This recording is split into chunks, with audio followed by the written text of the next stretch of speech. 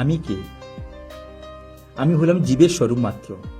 শ্রী চৈতন্য চরিতামৃতের মধ্যলীলায় ভগবান শ্রীকৃষ্ণ চৈতন্য মহাপ্রভুর মুখ নিঃসৃত বাণী উল্লেখিত রয়েছে, জীবের স্বরূপ হয় কৃষ্ণের নিত্যদাস। এই একটি বাক্যের মধ্যে সমগ্র বেদান্তের সারমর্ম নিহিত রয়েছে। জীব কোনো দেহময়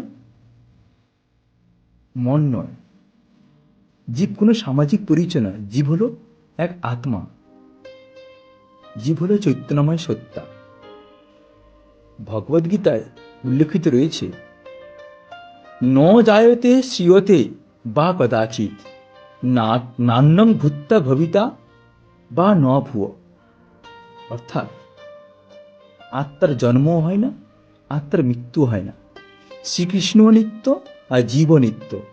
ভগবান শ্রীকৃষ্ণ ও জীবের বা জীবাত্মার সম্পর্ক হলো সেব্য এবং সেবকের সম্পর্ক। তাই জীবের স্বরূপ হলো ভগবান শ্রীকৃষ্ণের